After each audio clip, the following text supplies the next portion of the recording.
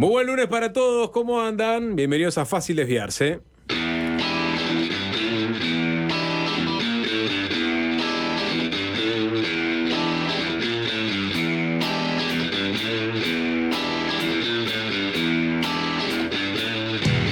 Niki Batashi. Sí, lo están pidiendo. ¿Cómo andas, Nicolás? ¿Qué dice Sapo? ¿Cómo andamos? Bueno, bienvenido, Jorge, ¿qué tal? ¿Cómo andás? Yo bien. Bien. Siempre al firme, Sapo. Sí, totalmente. ¿Qué quiere decir siempre al firme? ¿Estás diciendo que defeccioné la semana pasada? ¿Por qué asumiste eso? Porque tengo cola de paja, ¿Te quizás. diste por aludido de algo? Muy Yo nunca- por aludido. nunca- ¿Fue adrede o sabiendo Obvio la que fue debilidad adrede. Sapo. emocional de Nicolás? Vos me conocés, Sapo. Ustedes me conocen. Sí, bueno, Ustedes me por eso conocen. mismo. No ¿Vos sé pensás si... que yo tenía una Chicana, chicanita inmerecida. baja? Inmerecida además, porque... No sé si inmerecida, capaz que es merecida. Pero, ¿qué semana metieron, eh? Puede que hayan tenido una gran semana periodística la semana pasada cuando yo no estuve. ¿Casualidad? ¿Quién sabe?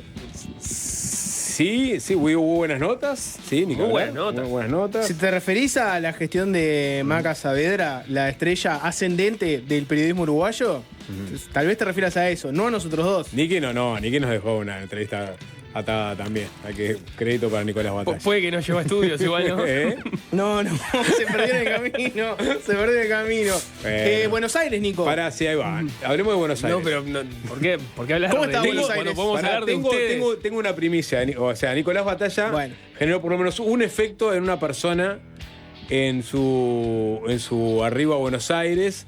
¿No es así, César? Tenemos imágenes exclusivas, ¿puede ser? La puta madre. ¿Qué pasó? Un rockstar Nico argentino. Batalla estuvo ahí, caminando por la calle y se cruza con un Charly García que queda estupefacto en el momento que lo ve, ¿no? Nico lo filma, ¿no? No lo había visto completo el video. Digo, es corto el video. Para el que no está viendo en este momento el canal de YouTube, pero es- Nico le grita, te amo Charly, Feo Charly. video. Y Charly, que parece una momia embalsamada. Mantuzón. Exactamente. Sonríe, ¿no? Sonríe perpetuamente, porque creo que tiene esa sonrisa ya como clavada. Yo me pregunto si ese es Charly García efectivamente o es efectivamente un muñeco de cera. ¿No? Que es lo que media Argentina O se sea, preguntó. pero no se mueven los ojos. No. Él sacó un disco hace poco, La Lógica Sí, del Escorpión. claro. Nico lo pasó. Una vuelta que vos no estuviste, Nico dijo, me voy a sacar la gana de pasar Charlie. Pero Sapo también lo pasó Sí, un que tema. porque estaba empapelado todo Buenos Aires con la gráfica del disco, era el lanzamiento, era una novedad. Es el segundo disco que sacaba Charly después de su internación, su quebranto de salud, su pasaje por la casa chacra de Paito Ortega. Hay cosas que uno lo ve y Pero tiene mira, que seguir adelante. Hacer de lo cuenta que- que no las lo- vio y la- ignorar. Que la lógica del escorpión, muy, si se quiere, autobiográfica del camino de la autodestrucción. Sí. O sea, ahí está, cuenta la fábula, ahora no me acuerdo cuál es el otro. ¿Es la tortuga? ¿Es la tortuga o es una rana? Bueno, la tortuga. O la rana. No, la rana. Él nos hizo la rana y el escorpión, Acá en Sapo. una entrevista, hablando de entrevistas la semana pasada. ¿Quién nos habló de la fábula de la rana y el escorpión? La rana y el escorpión. Es una rana que Sebastián da es- Silva creo que nos la hizo. Puede ¿no? ser. La rana y el escorpión. La historia es que hay que cruzar un río, ¿no? Y está el escorpión para cruzar el río. El escorpión ya saben que no puede nadar, ¿verdad? La rana, ser anfibio, cruza, ¿no? Y el escorpión le dice a la rana, bueno, ¿me llevas en tu espalda y cruzamos los dos juntos? Y la rana está medio dudosa, ahí dice, bueno, no, es un escorpión, ¿no? Medio tienen fama de ser unos hijos de puta. Bueno, pero me garantizás que cuando crucemos vos no me irás a hacer nada, ¿no? Y no te voy a hacer nada. Si estamos cruzando los dos por el río, si yo te hiciera algo, nos morimos los dos. No, pero tiene aparte sentido. tiene que volver. O sea, cruzame y después tiene que volver el escorpión. Eso es un añadido tuyo que es absolutamente... Me parece que estás confundiendo con estás un cuento de cómo confundidazo. hace un pastor para cruzar No. una oveja y no sé, Tiene y que un cruzar el lobo río. y un perro. Y la rana le dice, ¿me garantizás que no me haces nada? Y el escorpión le dice, ¿cómo te voy a decir algo si vamos a cruzar juntos? Si yo te hiciera algo, nos hundimos los dos. Bueno, la rana dice, dale, suena lógico, ¿no? Subite, empieza a llevar la rana al escorpión y en el medio del río siente un pinchazo en la espalda. Y le dice al escorpión, ¿qué hiciste? Y el escorpión le dice, bueno, soy un escorpión. No puedo con mi condición. No puedo evitarlo, es mi naturaleza. Sí. ¿no? Por Soy lo un menos así es la escorpión. fábula del disco Sí. de Charles. Exactamente. Pero Charly García. Pero estoy tratando de acordarme quién la contó acá al aire. Digo, se puso como ejemplo de Escorpión. ¿Un run on demand? No fue un run on demand. Ahí ya están mandando pedido de run on demand, creo que cerramos. Volvió run on demand, Sí, rompimos sí, el viernes. lo vi. Ay, había éxito pensado un absoluto. run on demand que era maravilloso. Pará. Tenía una consulta para hacerte de run on demand que era maravillosa. Lo hizo con la voz de Solo Rana. solo unos segunditos. Sí. Solo unos segunditos, no se animó. No le dio. Pero se me había O sea, ocurrido un porque run on sería un demand éxito tremendo. demasiado absoluto. ¿Qué cosa? Que además hagas el espacio con la voz de la Rana. No. Tengo 46 años. Aflojen. Sapo, ¿te puedo pedir por favor Hay mucha que, cosa, hay que mucha hagas la cosa. ronda de saludos Mirá, porque mirá. nos tenemos que meter en sendas cosas? Bueno, hay muchas Nos cosas tenemos que también meter que en pasó. sendos temas. Hoy es un programa lleno de contenido. No ardió la sede del Partido Colorado, eso lo anticipo. Así que no vamos a meternos, a pesar de que la gente pide un espacio del Partido Colorado, como. Si hay algo que la gente no pide, Sapo, es que es fácil olvidarse hable del Partido Colorado. ¿Cuánto se habló Ya del se ha Partido vuelto un Colorado la semana pasada? Porque escuché las entrevistas, Como pero no 3 días de escuché los corrido. arranques. Como- Entonces no sé. Como 3 días de 3 días corrido. de La corrido. gente ya hacía chistes. Ameritaba. Otra vez el Partido Colorado. Ibas a llegar a un evento. Y no había resolución. Que no había se sabía. resolución, por más que en realidad la resolución va a ser ahora que hay elecciones Claro, convocadas. Pero estaba picada la cosa.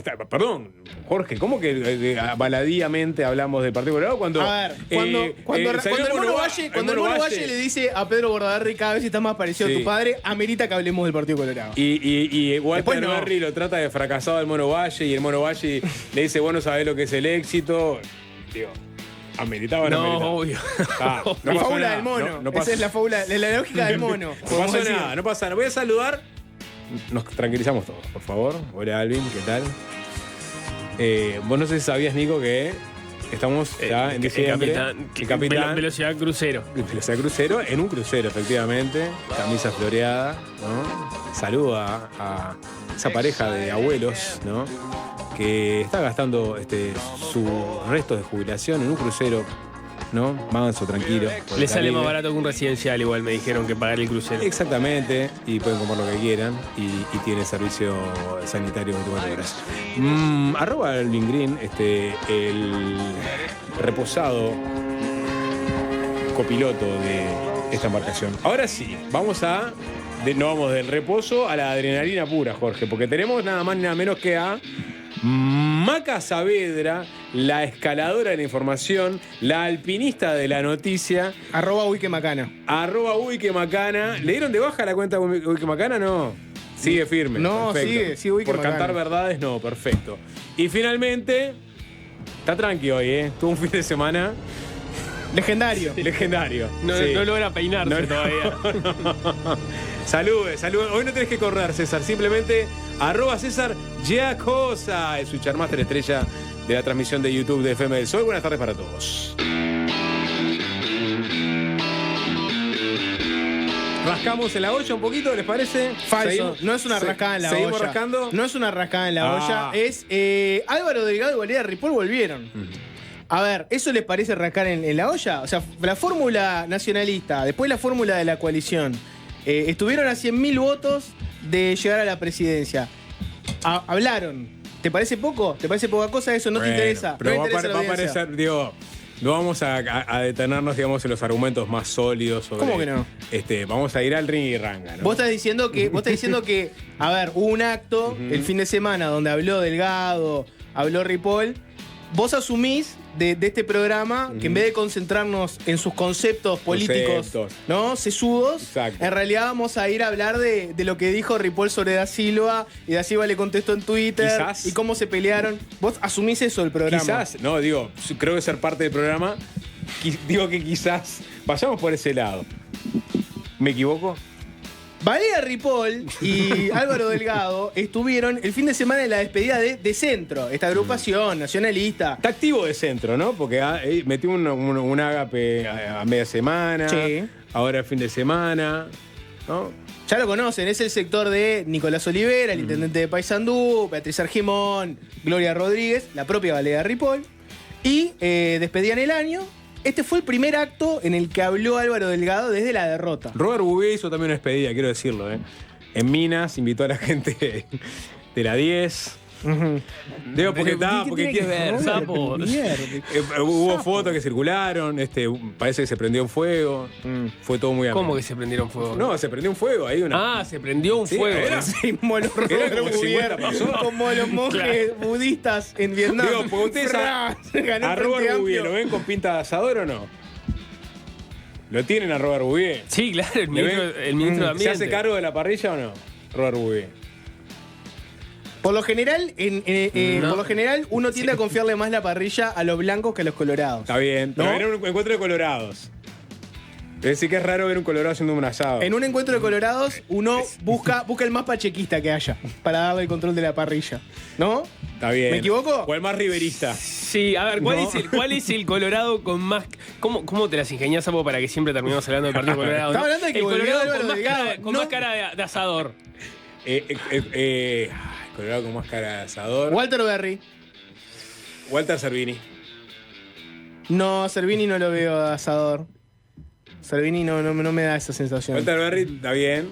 Walter Berry. Tabaré Viera no me da esa sensación. Felipe Schipani. No me da esa sensación. Aníbal Lotofsky sigue dentro del Partido Colorado. No sigue. No, creo que se dio el No Frente sigue. Amplio en un momento. Claro. No sigue. No, pasamos. Hablemos de centro, Jorge. Gracias. Habló Álvaro Delgado. Dijo que estaba efectivamente caliente, golpeado. Un lugar, perdón que te interrumpa, Jorge, pero Vale.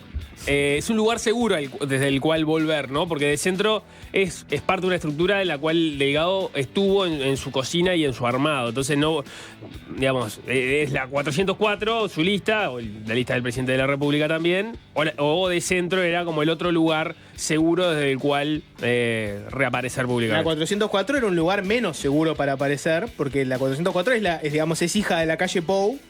De centro podemos decir que es gestión de Álvaro Delgado. Entonces, Sí, está en bien. el otro te ibas a encontrar dirigentes que capaz que no necesariamente te daban la bienvenida más, ¿no?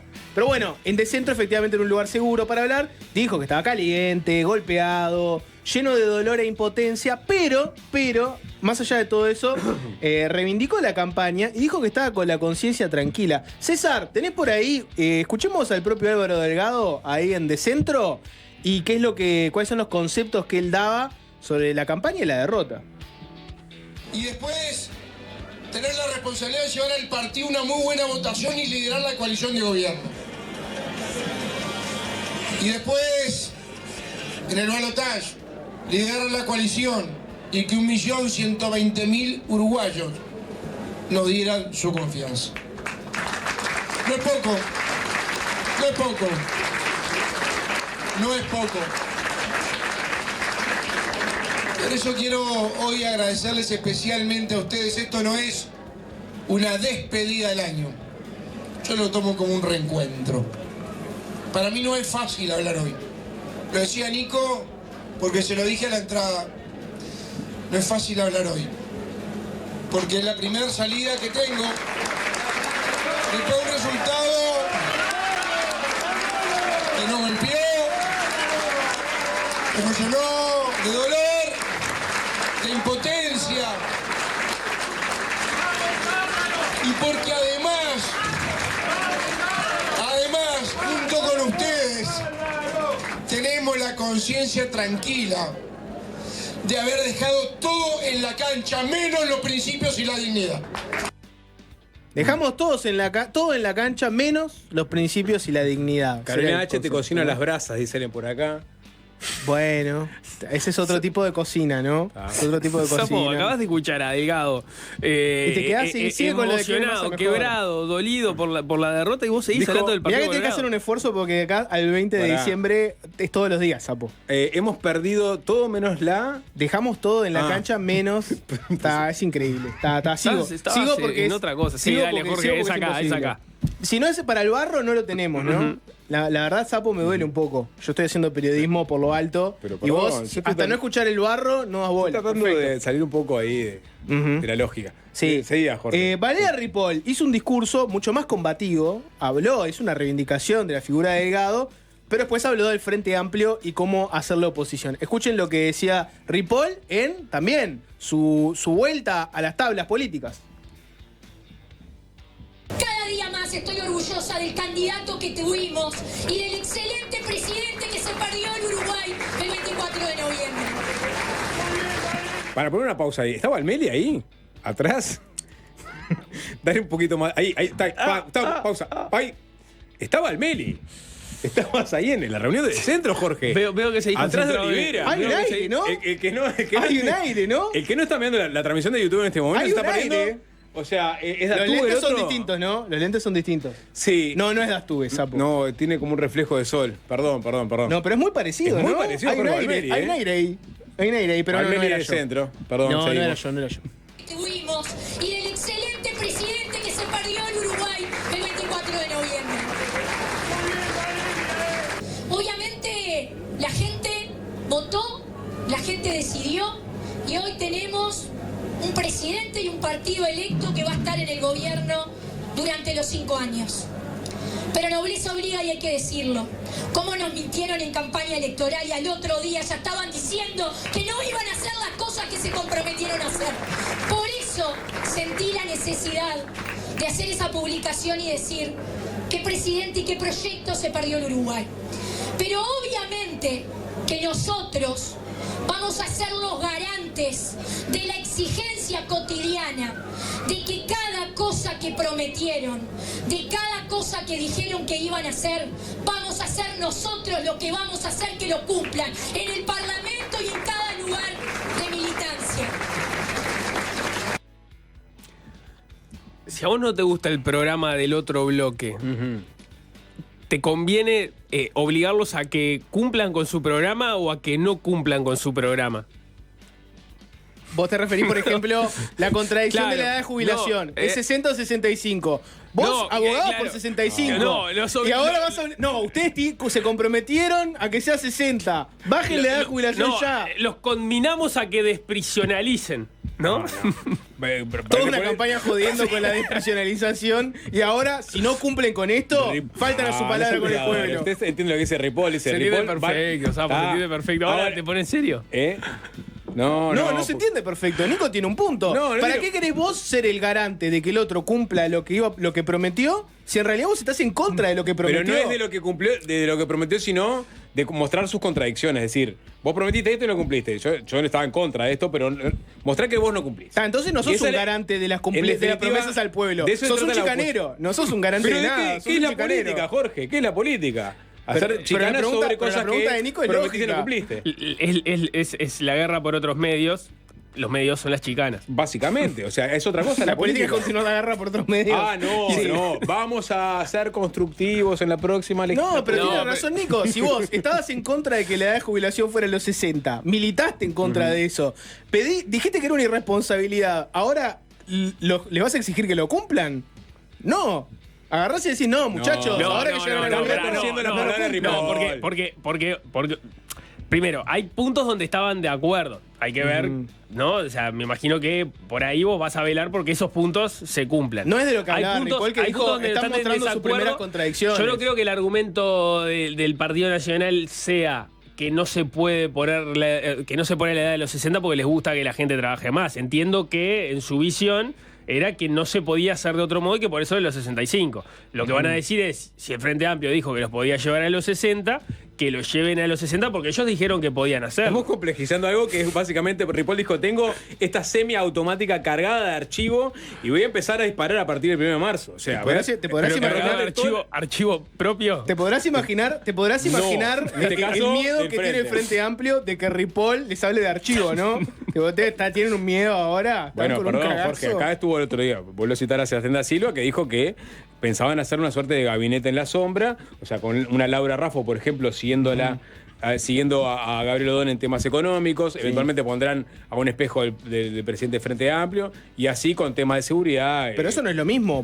El gabinete de las sombras, que tanta gente le toma el pelo y dice, no, van a hacer de cuenta como que gobiernan. Es lo más normal del mundo, que vos como oposición tengas una persona clave que esté siguiendo tal ministerio, tal lugar, etc. No es lo mismo que Laura Raffo esté viendo qué hace O'Donnell y que te diga esto está bien, esto está mal, acá se está mandando una cagada, esto no me parece. No es lo mismo eso que agarrar y decir, no, cumplan lo de los 60 años, pero cumplan la despresionalización. Le está buscando pelo de huevo, Jorge. Claramente lo que está diciendo de Ripoll, digo, está generando una polémica donde no existe una polémica, es te voy a hacer chicanas cada vez que no cumplas una promesa de campaña. Básicamente es eso. Entonces no va a ser garante de nada, va a ser una chicanera. ¿Va a ser garante? No. Ponele ahí en el Zócalo. Pero yo te estoy preguntando a vos, yo no lo afirmo. Yo te pregunto a vos, me decís, no, en realidad es una chicana. Entonces no va a garantizar nada, pero va a chicanear. Jorge, ¿vos en serio me querés discutir sobre lo que está diciendo Valeria Ripoll? Yo te discuto que la pregunta de Nico es válida. Si vos te opusiste a lo que dice el otro, ¿por qué vas a estar vigilando que cumplan sus promesas si para vos lo que prometían era malo y es mejor que no lo hagan? En todo caso, capaz que vos entendés que le formuló mal su discurso. Yo respaldo la pregunta de Nico. Si vos te oponías a lo que el otro prometió y te parece que lo que el otro prometió está mal, ¿por qué querés que lo cumpla? ¿Hasta qué punto vas a reclamar que lo cumpla? ¿Querés ir al bar a escuchar lo que dijo Ripoll? Vamos al bar. ¿Qué dijo Ripoll sobre que cumplir las promesas? Hay que ir al bar en todo. En la vida, por eso se inventó el bar. Sapo, por gente como vos se inventó el bar.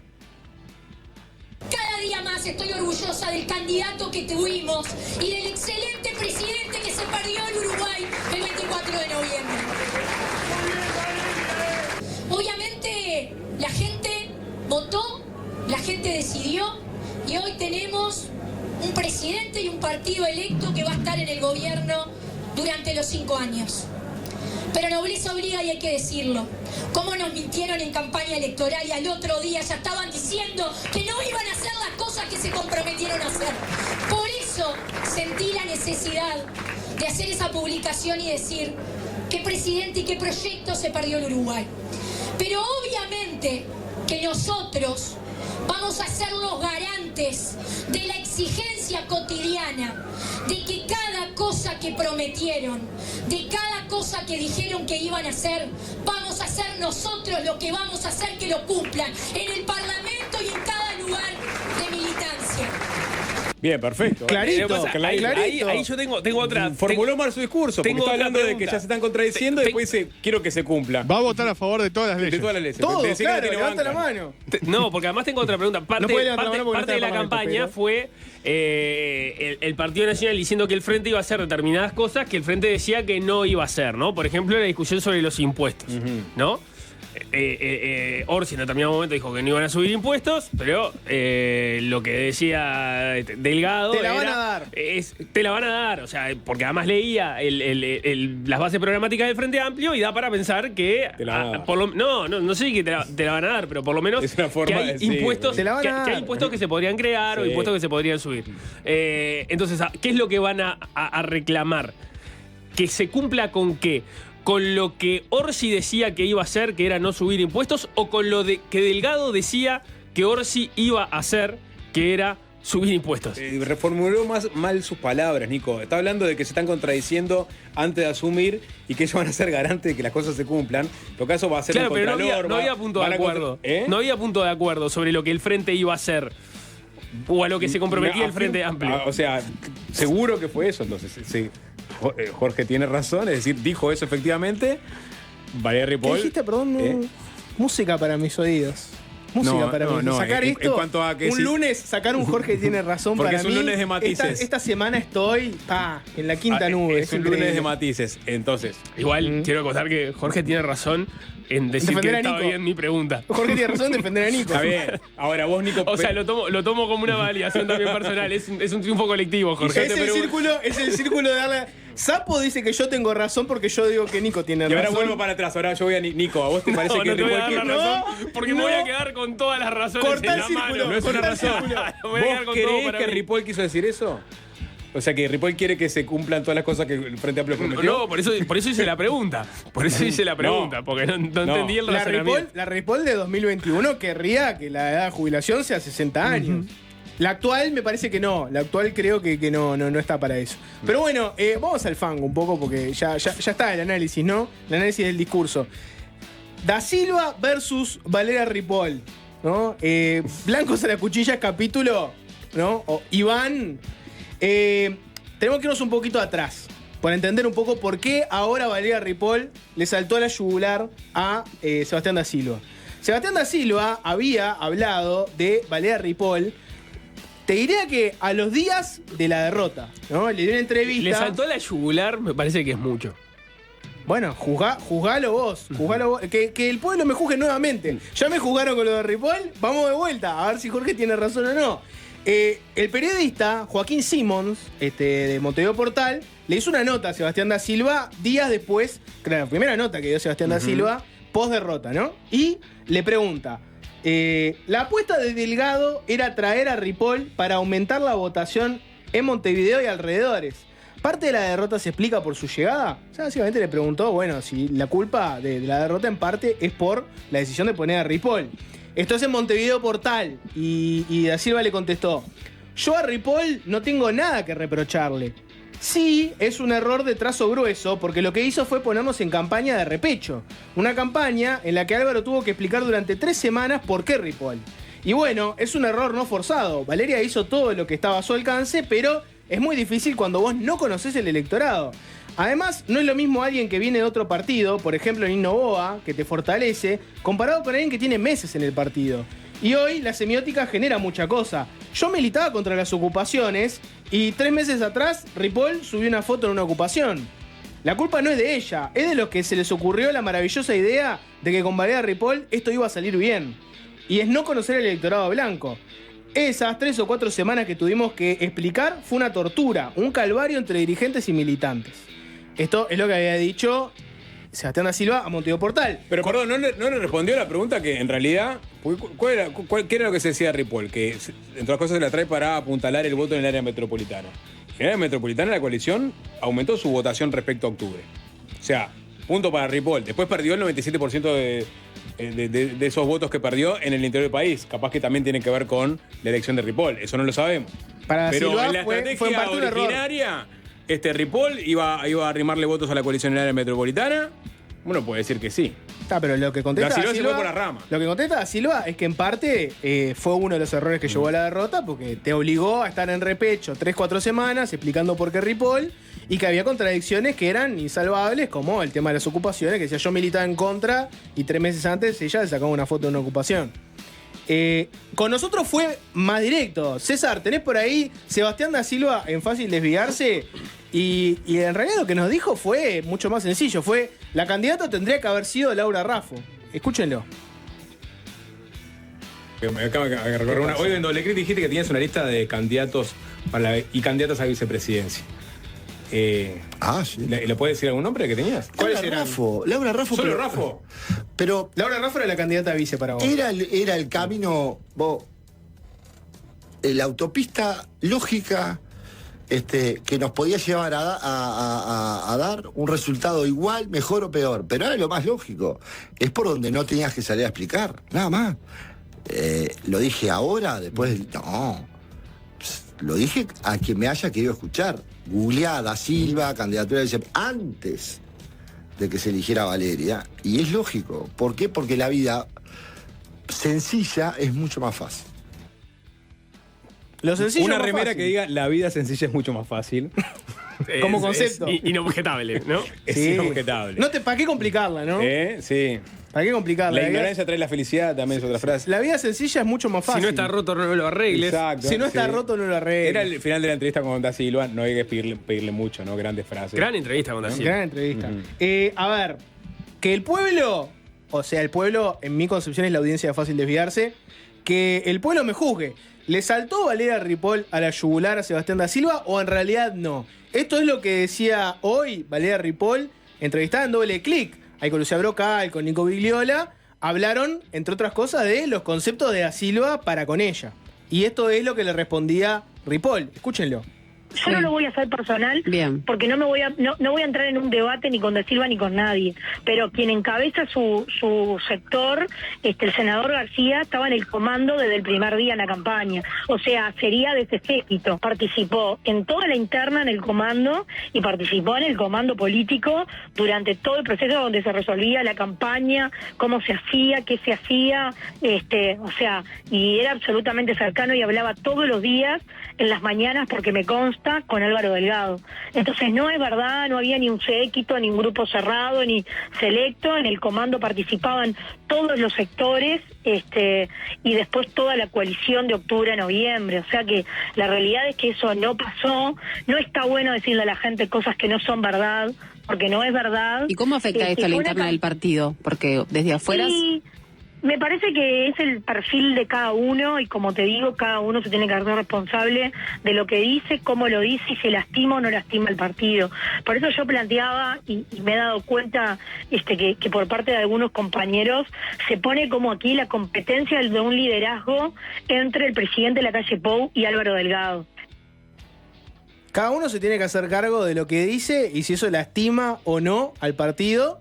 Y sobre las decisiones que se hicieron en campaña, lo que dice Valeria Ripoll es, bueno, en la 40 tenía Javier García, que estaba en el comando, y Sebastián da Silva, esto también lo dijo, estaba en contacto con el comando, hablaba seguido con Álvaro Delgado. Esa idea de que Sebastián da Silva estaba por fuera de todas las decisiones y no se enteraba de nada y no le podía hacer llegar sus opiniones a Delgado, no era así. Vos también sos culpable de la derrota. Me parece que en el contexto, digamos, discutiendo lo que nos importa acá, si la terminología toda la yugular o no, en la medida que ella está señalada, más allá que da Silva ha dicho esto no es culpa de Valeria Ripoll, en realidad es un problema de la decisión y no de la persona. De los que tuvieron la maravillosa idea de que podía ser Ripoll es de los que se les ocurrió que iba a salir bien. Si ella está respondiendo a eso, me parece que no es saltarle a la yugular, porque eso es mucho menos decir, mirá que sí había comunicación con la 40 de parte del comando, es mucho menos que decir se perdió, entre otras cosas, porque ella estaba ahí. Así que no me parece que sea saltarle a la yugular.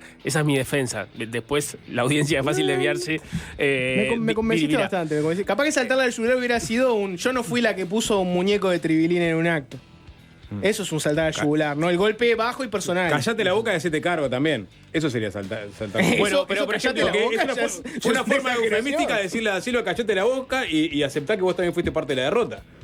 O sea, vos tenías línea directa con Álvaro Delgado, hablabas con él toda la mañana. O sea, es verdad que no tomaste la decisión de que yo fuera la candidata a vice, pero bueno, no es que estabas alienado de la toma de decisiones cotidianas. Hoy, por ejemplo, entrevistamos en Desayunos Informales a Javier García y tomó otra actitud de la que se veía, por ejemplo, de da Silva. Él decía que en la medida que se había perdido, digamos, toda la dirigencia, no lo dijo con esta palabra, pero tenía que poner las barbas en remojo y salir a escuchar a la militancia. Digamos, antes que tenía sus opiniones, pero que no era el momento para decirlas, entre otras cosas, para no sesgar los análisis que quería escuchar de los militantes y que iba a empezar a tener reuniones con militantes de su espacio justamente para escuchar qué es lo que le decían a ellos de por qué entendían que se había perdido, porque se sentía también interpelado por la derrota en la medida que era uno de los dirigentes que estaba liderando el partido en este momento, ¿no? Que es una mirada distinta, o por lo menos una actitud distinta de la que había puesto arriba de la mesa Sebastián da Silva, que ya salió a manejar algunas de sus opiniones. No sabemos si las de García están alejadas o son parecidas a las de da Silva, pero por lo pronto planteaba eso. ¿Qué me dicen de la respuesta de da Silva? Que en su cuenta de Twitter, Cambowe le contestó a Valeria Ripoll sobre esto de que él estaba en contacto, ¿no? Y pone... esto es mentira, yo nunca miento, nunca fui a comando alguno, punto y aparte, que tenga feliz Navidad. ¿Amerita algún tipo de opinión? Feliz Navidad. Ya empezamos en ese momento en el que, si no nos vemos, felices fiestas. Sí, incluso en un cruce político. Para mí no es un cruce político, es eso. O sea, no la vamos a seguir seguramente, así que va a ser el último intercambio que tengamos. Si no nos vemos, felices fiestas. La dejo por acá. Es mi interpretación. Vos interpretás que es si no te veo antes de fin de año, exacto. Felices fiestas. Sí, y creo que no estás muy alejado de la realidad, ¿eh? Bueno, por acá entonces... Punto de aparte. Después, la otra discusión sobre los liderazgos, no sé cuánto lo hablaron la semana pasada, tiene que ver con... Solo hablamos del Partido Colorado, Nico. Está, perfecto. Tiene que ver con eso que dijo Valeria Ripoll, que hoy abundó en las explicaciones de que Álvaro Delgado iba a ser el líder indiscutido de la coalición en este periodo, a lo que muchos se van a decir, opa, en realidad el líder indiscutido de la coalición solo puede ser Luis Lacalle Pou. ella hoy hablaba de que se había como confundido o malinterpretado una competencia de liderazgos entre Lacalle Pou y Álvaro Delgado, que ella no se refería a eso. Me parece que sí está de fondo en toda esta discusión una competencia de segundos liderazgos, si se quiere. O sea, hay un líder indiscutido de la coalición y del Partido Nacional, por supuesto, que es el presidente de la República, que es lo que pasa ahora que se reordenó la interna del Partido Nacional con una estructura distinta a la que tenía. O sea, el liderazgo de la 404 no es indiscutido, hasta ahora lo había sido, porque era la lista del presidente de la República. Bueno, en la medida en que ahora la 404 perdió con la 40 en octubre, vos por lo menos tenés que pensar los esquemas distintos. Entonces me parece que eso también está tensionando la discusión y sobre la figura y las decisiones que tomó Álvaro Delgado como candidato. No, pero ahora ya tenés movimientos vos con respecto a ver, por ejemplo, ¿quién va a ser el interlocutor del Partido Nacional con el resto de la coalición? Por ejemplo, en la negociación por los cargos a integrar en la oposición. O, por ejemplo, en la coordinación suprapartidaria de la coalición. Bueno, Delgado ya hizo llamadas. Bueno, ya se empezó a contactar con los líderes de la coalición. O sea, ¿qué ese es el primer respuestas movimiento. ¿Qué respuesta tuvo? No lo sé. Bueno, por ahora no tenés ninguna respuesta. No tenés ninguna me parece novedad. que es parte de lo que está en discusión. Hay que ver cómo resuelve el Partido Nacional quién va a ser, por ejemplo, el presidente del directorio, ¿no? A partir de este nuevo escenario. Javier García lo dijo en Doble Clic, hoy lo repitió en Desayunos Informales, le gustaría que fuera Luis Lacalle Pou. Parece poco probable que lo termine siendo, así como es poco probable, no son roles iguales, pero es poco probable que termine asumiendo la banca en el Senado, por lo menos el primer año. Bueno, entonces, ¿qué va a pasar con eso? Lo que decía García es, bueno, esto tiene que ser más colectivo. Y que esto tiene que ser más colectivo, ¿qué quiere decir? Es, bueno, si no va a estar Lacalle Pou, no es Delgado. Por lo pronto, tenemos que haber más de uno en esa mesa, porque la lista, la 404, votó menos que la 40, que es mi lista. No lo dice con esas palabras, lo estoy interpretando yo, me hago cargo. Lo interesante es ver, o sea, el Partido Nacional tiene que dirimir eso. Uno puede decir, o Delgado, por la lógica de que yo fui el candidato, yo también soy el que empiezo a coordinar con los socios de la coalición. Hay que ver en qué sentido, a nivel legislativo, a nivel de cargos, esa lógica a nivel de estrategia. Es una lógica mirada desde la 404. Pero mirá, exacto. Pero también tenés que ver qué pasa con las internas de los otros partidos. O sea, efectivamente, ¿por qué hay tanta apresuramiento por parte del Partido Colorado, algunos del Partido Colorado, para ya tener su orgánica establecida y tener 5 años con una nueva gobernanza del Partido Colorado? Porque ahí efectivamente va a suceder que Andrés Ojeda, si es el secretario general, sea el interlocutor o Delgado de Lacalle Pou, que jugarían de memoria. Pero no es lo mismo que si Bordaberry aplaza la instancia y eso termina dándose en febrero. Y Manini Ríos no sabés muy bien todavía dónde está parado. O sea, todavía tiene que lidiar justamente con sus 2 diputados. Bueno, es que y tiene que también llamar a convocar el partido para tomar resoluciones. En este momento, es muy complicado. En este momento, todos los... Voy a decir una cosa que puede sonar disparatada, pero todos los partidos, música para resaltar todos lo que los va a partidos decir están Nico. bicéfalos, si querés. Exacto. Bueno. La Calle Pou, suponiendo que la Calle Pou no va a estar, digamos, en la primera línea de combate en los primeros años, vos, obviamente, Álvaro Delgado puede, digamos, va a estar ahí, es senador, la lista 404 tiene mucha relevancia. Ahora, a Javier García y el espacio 40, la Alianza País, no lo podés tampoco descartar. Entonces ahí, por lo menos, tenés 2 dirigentes de peso. En el Partido Nacional. ¿Dónde está? En el Partido Colorado, lo mismo con Ojeda con Bordaberry. En Cabildo Abierto, está Manini, por supuesto, pero en realidad el rol relevante lo van a tener los diputados, y por lo pronto el que vos ves saliendo a hablar es Perrone. No podés dejar de lado a Perrone en una discusión si querés involucrar al partido, a Cabildo Abierto. Y en el Partido Independiente, Mieres es el líder, pero el diputado va a ser Sotelo. Entonces, en todos los partidos tenés que mirar y también, por lo menos a 2 personas. La disputa también es si efectivamente vos querés llevar todo el trabajo de la coalición al Parlamento, es decir, que desde el Parlamento se coordine la oposición, o querés hacer una cosa mucho más orgánica, que baje la información desde las cabezas de cada partido, es decir, de los directorios, que se alineen los legisladores con esas decisiones, cosa de que haya menos margen para que cada uno se corte solo y negocie, cosa que a algunos les interesa, y de esa forma vos reforzás el músculo de la coalición rumbo al 2029, es decir, no le das ni un vaso de agua al Frente Amplio, o si los vasos de agua que le das salen de decisiones consensuadas de las cúpulas, o es todo mucho más anárquico en el Parlamento. O sea, Es que no hay, me parece que no, hay que ver qué pasa, pero el escenario no está dado para que vos puedas arrancar por lo menos con una oposición férrea y a todo. Porque hay puntos de coincidencia, porque claro, no te resueltas las internas, porque a los partidos por separado no les conviene hacer eso. Tenemos que hacer una tanda. Hoy va a estar Daniel Casciani, entrevistado en Fácil Desviarse. Vamos a hablar un poquito de todo, del MPP, del gobierno que se viene, política y relaciones internacionales. Tenemos el acuerdo con el Mercosur, también muy fresquito. Cristel Latequi, columnista, arrancó la temporada de los Spotify Wrapped, ¿no? De ver a ver qué es lo que más escuchaste en el año. Decirlo de vuelta, Spotify Wrapped. Yeah. ¿Te gusta? Bien, Y viene por ese lado. ¿Tuviste alguna devolución de cómo le fue en esa estadística al Hueso? No he mirado mucho. Pero podría mirar. Veo gente que lo etiqueta, ¿no? Felicitaciones, pero no he mirado mucho. Pero antes de todo eso y antes de la canción de arranque del Sapo, mandarle un fuerte abrazo a Luchis, a Lucía Ortiz, parte de la familia de Magnolio, del Sol, pero además de la de Fácil Desviarse. Un abrazo fuerte para ella, para toda su familia. Beso enorme para Beso Luchi. grande. Vamos a escuchar, 75 pirulos cumplió el fin de semana Tom Waits.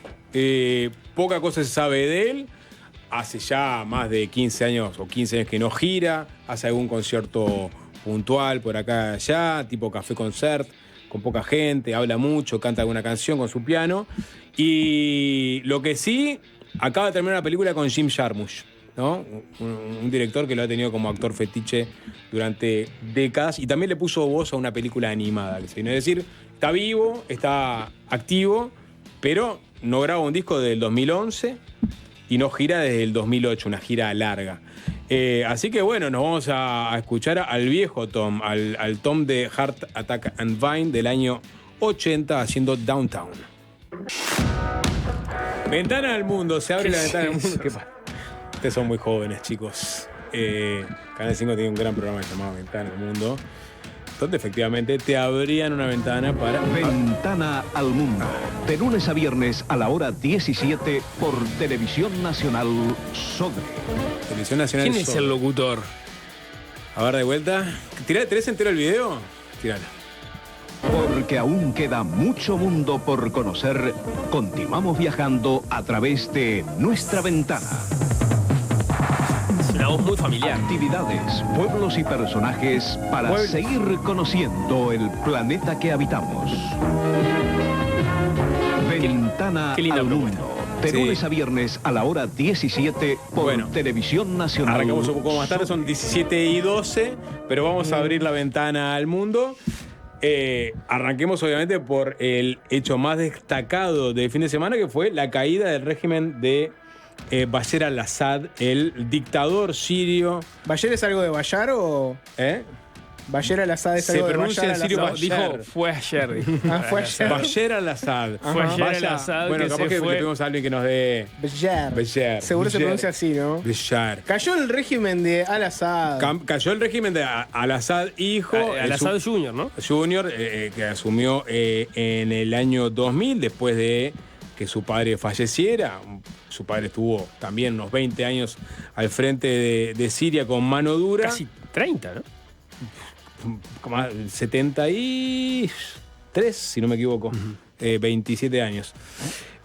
Cae en un momento en que nadie esperaba que cayera. No sé si estuvieron siguiendo en algo la noticia. Cuando nos enteramos que Homs había sido tomada por los rebeldes sirios. A ver. Cuando me enteré ya estaba en Rusia. Bashar al-Assad took power. A ver.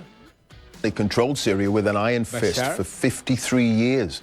Bashar al-Assad took power. Hay una... 1-1 van hoy. No sé. Sí, dijo Bashar. No dijo Bashar. Years. Bashar al-Assad took power. Yo creo que hay una pronunciación, es un mix. Ajá, No daba, es un pero mix. no daba para burlarse del Controvertido. sapo. No, Claro. para para controvertirlo. controvertir. Digo, yo que me informo, viste, con las cadenas Ajá. internacionales, Jorge, Sí. prestigiosas. Dale. Cortito, básicamente tenemos a un presidente que cae en cuestión de 3 días. Hace 2 semanas nadie pensaba que los rebeldes que estaban en contra del régimen sirio pudieran avanzar tanto. Algunos le adjudican esta victoria a la desprotección de Rusia, que está muy ocupado en Ucrania, y el debilitamiento de Irán, que está en pleno conflicto proxy con Israel. Todo se lo atribuye, ¿no? Estados Unidos te dice, esto es porque Rusia está ocupada con Ucrania y en realidad desvió su atención. Pero ¿no? lo cierto es que tenés un... Israel te dice, esto es porque nosotros le empezamos a pegar fuertísimo a Irán, a Hezbollah, y no pudieron sostener el régimen sirio. Todos tienen ahora para decir, fue gracias a nosotros. Y Mohamed al-Hawlani, que digamos es el líder de esta facción de la resistencia, que es la que en definitiva Además de termina la tomando... pelota del Mundial de Sudáfrica 2010. Hoy Darwin hizo un chiste, lo trató directamente de Hawlani, hizo a partir de eso toda una columna. Pero sí, efectivamente, Nicolás tiene mucho parecido su nombre con la pelota del Mundial de Sudáfrica. ¿Te das cuenta que si nosotros fuéramos de mañana y Darwin de tarde le quemaríamos todos los Le chistes? quemaríamos ¿no? los chistes, pero no. Tenés un gobierno secular que gobernó con mano dura, como decía Jorge, durante mucho tiempo. Y ahora... Yo no dije eso.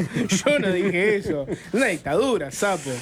¿No dijiste Gobierno secular que gobernó con mano dura. Nunca usé esa expresión. Era una dictadura. Acusado de tirarle armas químicas a su propia población. Bueno, acá tenés... Se comió una guerra civil. Tenés ¿no? una Con primera respaldo- árabe, todo el mundo con habla respaldo de- internacional Sí. y la ganó.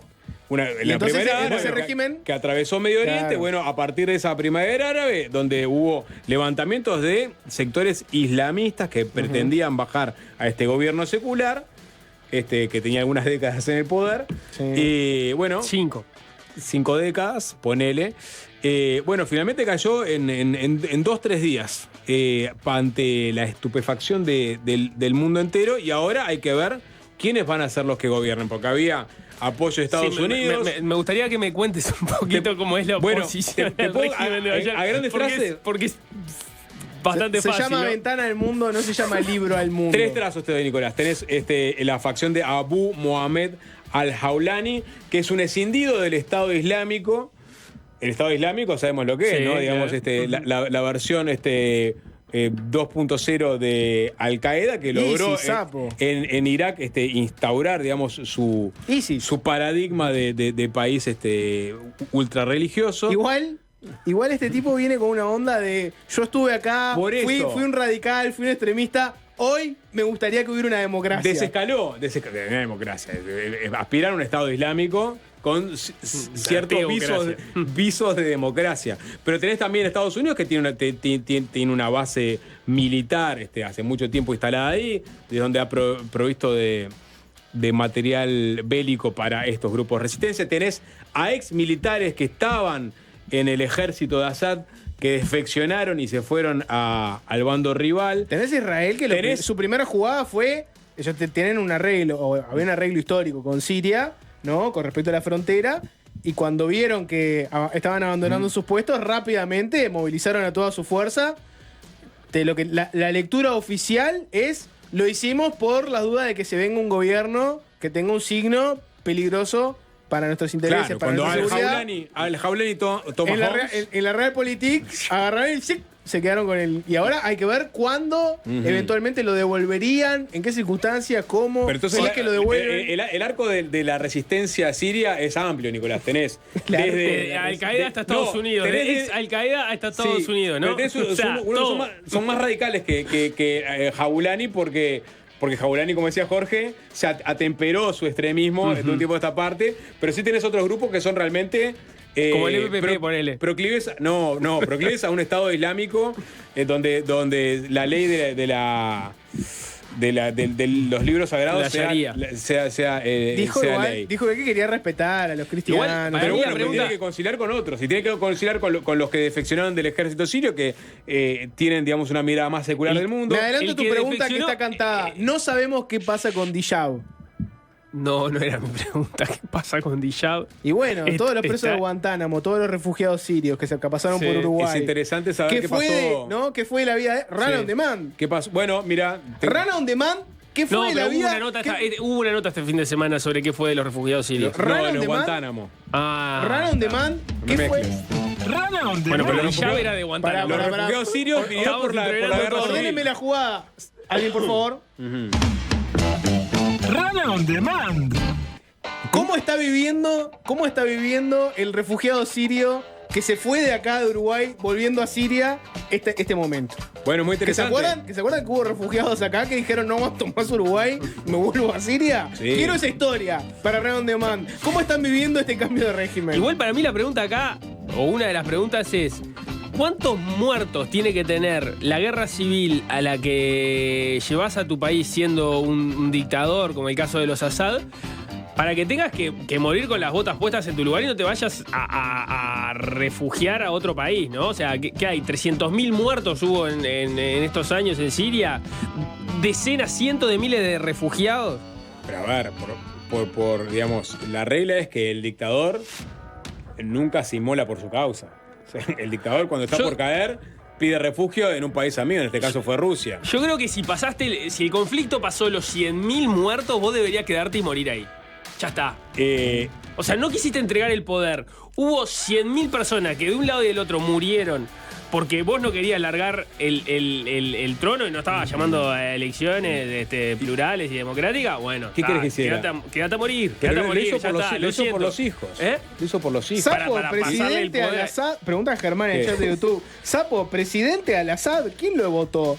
3 elecciones seguidas, con 95% de los votos. Andá, la democracia más perfecta del mundo. Dale, es increíble, ¿no? Un país que ganaba con el 95%, pero tiene una guerra civil. Tiene una guerra civil y la perdió en 3 días.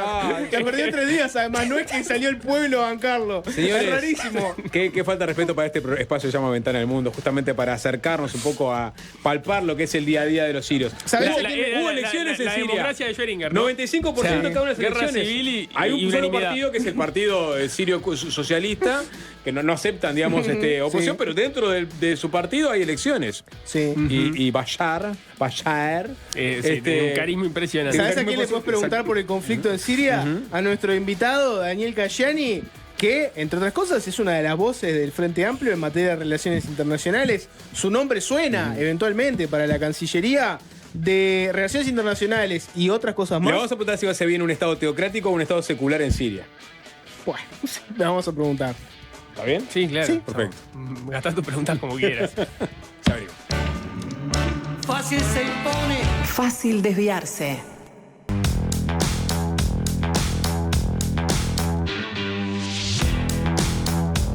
Bien, ya estamos con el senador del Frente Amplio MPP, Daniel Cayani. Bienvenido, ¿qué tal? Bueno, buenas tardes, un gusto estar con ustedes. Bien, lo dijimos antes de la tanda. La primera pregunta va a ser si a partir de la caída de Bashar al-Assad se viene una democracia secular o una teocracia cruel. Para arrancar tranqui. ¿No? Bueno, puede pasar. Todavía no sabemos qué terminó pasando ahí, ¿no? No, la verdad que no. Ni cuáles son los motivos de todo. En Ventana del Mundo lo explicamos recién antes de la tanda, pero capaz que no profundizamos demasiado. Perdón, ya tuvimos un gobierno donde se aceptaron refugiados de Siria, por ejemplo, ¿no? Y esa fue una bandera que agarró, yo qué sé, Mujica hizo mucha fuerza internacionalmente con ese tema. ¿Se podría venir cosas similares de un gobierno de Orsi? ¿Un Orsi que agarra algún conflicto internacional y, por ejemplo, agarra refugiados? Bueno, que cobija. Bueno, el Uruguay siempre ha sido un país de refugiados políticos y refugiados de otra índole. Así que sin duda sería una rica tradición en ese sentido. De hecho, hay muchos extranjeros, en el caso sobre todo cubanos, que solicitan refugio cuando ingresan a Uruguay por las diferentes fronteras. Algunos son aceptados por parte de la institución que corresponde, que la cobre, y a veces algunos no. Así que yo creo que es parte de la rica tradición. No sé si está en el radar de Yamandú ese tema, pero bueno, siempre ha sido por lo menos parte de por lo menos una línea de política del Uruguay en ese sentido. Esperemos que que también podamos traer mucha gente de uruguayos que están en el exterior, que lamentablemente algunos se han ido por razones políticas en su tiempo, también por razones económicas, y bueno, y que también sea un lugar de reencuentro, pero también puede ser una línea de trabajo. Bien, Cayani, hablemos del episodio de... Personalmente lo planteo, no tiene nada que ver con... Quiero aclarar que no tiene nada que ver con No, es una política de Estado planteada a futuro. Perfecto, ¿no? Sacalo del titular. Hablemos de lo que sucedió sobre el fin de la semana pasada, cumbre del Mercosur, se llega a un acuerdo entre la Unión Europea y este bloque regional, un acuerdo muy trabajado después de décadas, si quiere. ¿Qué va a suceder una vez que asuma el gobierno de Frente Amplio con este acuerdo? ¿Se puede hacer algo o está la pelota ya en manos de Europa, que el Consejo Europeo lo ratifique? ¿Uruguay va a ser proactivo en ese sentido a partir del 1 de marzo para que eso suceda? Bueno, a ver, 2 o 3 cosas. Uno es el contexto general. Es decir, ¿qué es lo que pasó el viernes? Bueno, se firmó la culminación del proceso de negociación. No se firmó el acuerdo, ¿no? En realidad, para la firma del acuerdo se necesitan como por lo menos 23 traducciones y algunas cosas más. Eso se supone que va a demorar como casi 1 año, 9 meses. Algunos hablan de eso porque tiene que haber un control legal del texto. Y recién ahí se va a poner en consideración la firma del acuerdo y después el proceso de aprobación correspondiente, que tiene todo un procedimiento reglado en la Unión Europea y tiene otro proceso diferente en el Mercosur. Por tanto, creo que ese es el estado de situación. ¿Sí? Básicamente estamos casi en un estado parecido, creo que mejor que en el 2019. En realidad, en el 2019, en julio de 2019, se había como por lo menos culminado el proceso de negociación. En el 2019 se había cerrado una parte y había quedado otra parte abierta y después por problemas políticos de la Unión Europea y del propio Mercosur no se continuó el proceso de finalización. Por tanto, creo que eso también es importante, primero porque en realidad también indica en qué lugar estamos. Es decir, todavía no hay un acuerdo firmado, lo que sí hay una voluntad política de quienes todos los que participaron el viernes pasado en la cumbre del Mercosur y quien fue la representante de la Unión Europea, de poder culminar el proceso de aprobación. Digo esto porque a veces se vende esta situación como que en realidad ya tenemos el acuerdo que mañana empieza a regir y en realidad todo eso después tiene un proceso... No, por eso preguntaba, porque quedan instancias en Europa y quedan instancias parlamentarias acá. Después, con respecto a lo otro, yo creo que es una buena noticia, ¿no? Creo que es una buena noticia que se cierre algo que básicamente se viene negociando hace más de 25 años, que además por el momento que se da, todos somos conscientes que es oxígeno puro para el Mercosur y para la Unión Europea.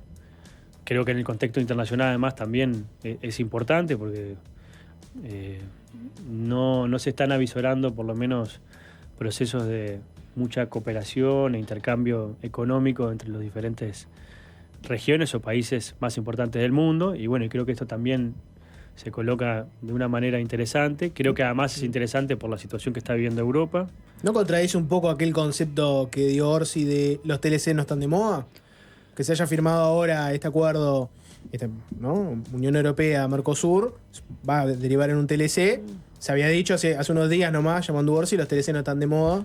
Sí, yo creo que es más bien la aventura individual, ¿no? De tener acuerdos de libre comercio de manera bilateral. Esa idea de que el Uruguay va a salir, ¿no?, al mundo a pelear de igual a igual con China, con Turquía, con la Unión Europea, ¿no? Y vamos a sacar pecho como gorrión de basurero y vamos a pelearnos con la región para firmar acuerdos de libre comercio solos. Eso me parece que es la idea que está como en declive. O sea, los TLCs que no están de moda son los individuales. Los TLCs por bloque sí están de moda. Yo creo que, a ver, lo que hay sin duda es decir, si existiera libre comercio no existirían los tratados de libre comercio, ¿no? Es decir, esto es un acuerdo de comercio administrado, ¿no? Porque en realidad para tener libertad de comercio necesitas un acuerdo. Uno comercia, vende y oferta sus productos de manera libre. Pasa que eso en el mundo no existe. Entonces lo que han utilizado los países con el fracaso de la OMC, las negociaciones de la OMC, es tratar de buscar acuerdos plurilaterales. En este caso, el de la Unión Europea y el Mercosur es un acuerdo en ese sentido, o podría ser un acuerdo en ese sentido. Es un acuerdo inmenso, debe ser los acuerdos más importantes, creo que en los últimos tiempos sin duda. 25% del PBI mundial, casi 800 millones de personas, 20 y pico de mil millones de dólares de flujo comercial. O sea que creo que sin duda es una buena novedad. Lo que es verdad que esto está ya como por lo menos en un estado donde en realidad esa idea de que el mundo iba a avanzar a grandes acuerdos comerciales bilaterales o entre regiones o entre países, por lo menos hoy está cuestionado, entre otras cosas por la propia contexto internacional, pero además por las nuevas novedades que va a haber en el mundo dentro de poco con la asunción del nuevo presidente de Estados Unidos, la situación, es decir, de Europa en general. No invita a soñar el contexto internacional. No creo que sea un momento de muchas aventuras. Más bien, el mundo que se viene es un mundo de bloques bastante más cerrados, sobre todo de fronteras nacionales más cerradas, y la región juega un papel. Yo creo que en ese sentido también es bueno, porque este acuerdo, o por lo menos no tanto quizás, tanto para ir al contenido, pero sí por lo menos la noticia, creo que es bueno porque también reposiciona la grifa Mercosur en otra perspectiva, ¿no? Es decir, era una grifa bastante, por lo menos ya estaba en second hand, ¿no? Es decir, estaba cacoteada. También contradice un poco la tesis de Uruguay, ¿no? De ir salir solo a negociar. Esta es una negociación conjunta. Tiene cosas positivas y cosas negativas. Seguramente cuando se empieza a conocer quizás un poco más los contenidos del acuerdo, que todavía no lo conocemos, yo por lo menos no lo conozco a cabalidad, los textos, ahí se va a poder conocer un poco más cuáles pueden ser los impactos, pero me parece que en ese sentido es positivo y creo que es interesante y creo que es, por lo menos, también puede ser el punto de partida para poder también negociar otros acuerdos. No tienen por qué ser de libre comercio, acuerdos comerciales parciales, de negociación colectiva con otros países. Eso creo que es interesante. Estuvo Brasil, digamos, por lo menos desde Brasil se hablaba de que el último impulso que se le dio a este acuerdo vino desde Brasil y de las negociaciones bilaterales entre Brasil y la Unión Europea, sobre todo por los intereses creados que existen entre ambos, ¿no? El acuerdo al gobierno actual le cayó como peludo regalo, ¿no? Es verdad que no estorbó, porque en realidad no puso ninguna mejora, por lo menos de lo que se conoce públicamente, de lo que habían sido los aspectos ofensivos y defensivos en el año 2019 de Uruguay, no renegoció absolutamente nada, tampoco estorbó en la negociación. Pero le dio la derecha a Brasil para que siguiera negociando, que era que venía negociando. De hecho, nosotros insistimos mucho tiempo en qué había pasado con la culminación de la negociación de acuerdo en todo este periodo, y me acuerdo que el canciller Bustillo en ese momento decía que esto estaba muerto, que había sido un anuncio político, pero que en realidad no había tenido ningún andamiaje desde el punto de vista técnico. Y bueno, creo que el liderazgo de Brasil en la región retomó el impulso. De hecho, parte del acuerdo, la gran mayoría del acuerdo, en términos de impacto lo paga Brasil, ¿no? Es decir, el sector productivo brasileño, porque en realidad es el mercado más apetecible para la Unión Europea. Son los que tienen el sector industrial más fuerte en el Mercosur, son los que en todo caso se verían más perjudicados por un acuerdo de en su industria automotriz, por ejemplo. Puede ser o no, hay que ver después, depende cómo también se establecieron algunas cláusulas de salvaguarda. Por lo que se dice, hay algunas cláusulas en materia de, sobre todo el acuerdo bilateral que tienen con Argentina y Brasil, en materia de producción de coches hídricos y eléctricos. Que pasen unos años antes para que se adapte la industria. Pero bueno, todo eso hay que ver después cómo queda y sobre todo cómo eso puede impactar también en la industria y en el sector productivo uruguayo, porque sin duda el Uruguay, creo que los últimos números son 540 millones de dólares pagamos de aranceles, año 2023 cerrado. Creo que el 15% de esos 540 millones tenía que ver con producción volcada al mercado europeo, a la Comunidad Económica Europea, o a la Comunidad Europea, ¿verdad? A veces le decimos Comunidad Económica Europea, se nos cae una sota ahí en términos. Y bueno, y eso sin duda puede tener una mejora significativa de reducir parte de esos 72 millones que hoy el Uruguay paga aranceles. También es verdad que va a reducir su protección arancelaria de su producción nacional. Eso también hay que ver después qué impacto tiene también en la producción nacional que exportamos a los países del bloque regional, que ahora van a estar también más liberalizados. Entonces también hay que ver en términos generales cómo queda la ecuación en general, pero bueno, creo que en términos de la noticia, en términos del cierre, me parece que es importante. Lo que te decían desde Cancillería es, bueno, es verdad que no se va a poner en marcha en un año, quizás ni siquiera en 2, pero cuando se ponga en marcha puede tener un impacto de un punto de crecimiento y que obviamente, digo porque todo esto está, digamos, de alguna forma discursivamente muy presente en la campaña de Frente Amplio, ¿no? O sea, Uruguay tiene que crecer y distribuir, ¿no? Bueno, esto le daría a Uruguay un punto de crecimiento y le permitiría otra cosa que apuntaba mucho el Frente Amplio, que es insertarse en las cadenas de producción, ¿no? O sea, este acuerdo le permitiría a Uruguay eso. Ustedes igual no están muy al tanto de los pormenores del acuerdo y en qué sectores tendría más o menos impacto este acuerdo. No, porque no conocemos los textos. De hecho, ahora yo estaba se reunió una comisión del Parlamento del Mercosur ahí están parlamentarios brasileños, argentinos y paraguayos. Los brasileños y los paraguayos son parlamentarios nacionales. Estaban en la misma situación que nosotros, no conocían los textos finales. Generalmente eso se hace al final de la negociación y bueno, seguramente supongo que lo van a publicar en algún momento. Y ahí uno ve cuáles son los compromisos del acuerdo en general, los capítulos, la visión sectorial. Pero a ver, hay dos temas. Uno es, sin duda el Uruguay tiene un rezago en materia de inserción internacional comercial. Estos 4 años y medio fue de gran estancamiento en ese sentido. Por un lado tuvimos momentos donde hubo un importante incremento de los precios de las materias primas que nosotros exportábamos.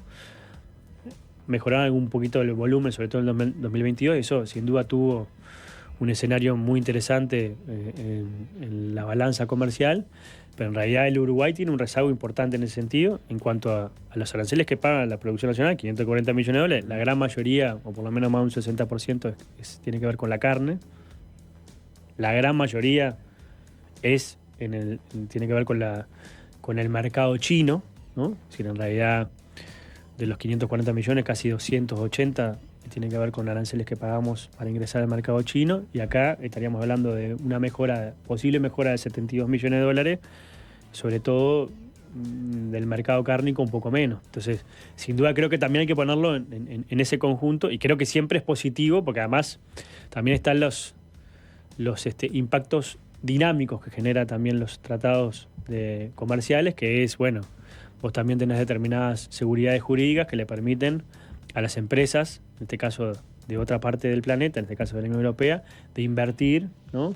Teniendo seguridades jurídicas, y eso también genera un efecto positivo porque se genera flujos de inversión. Es decir, hay toda una serie de cosas que están buenas, pero bueno, también hay que ver lo otro después cómo se puede decir. Por ejemplo, yo he escuchado que parte del compromiso que asumió el Mercosur es tener una cuota espejo del sector lácteo, es decir, de por lo menos leche en polvo, creo que son 10.000 toneladas, leche, es decir, el concentrado infantil que se hace, que son 5.000, y también quesos, ¿no? Es decir, eso también seguramente va a tener un impacto, primero de entrada al bloque regional, pero sobre todo también al principal socio comercial en Uruguay, en el caso de lácteos, que es Brasil, ¿no? Es decir, cuánto eso impacta en la industria lechera uruguaya o en el sector lechero, sin duda creo que todavía... Pero el primer reflejo de todas formas es de optimismo, lo ves como una buena noticia. Pienso, por ejemplo, que no fue la misma actitud del PIT-CNT, que salió rápidamente con un comunicado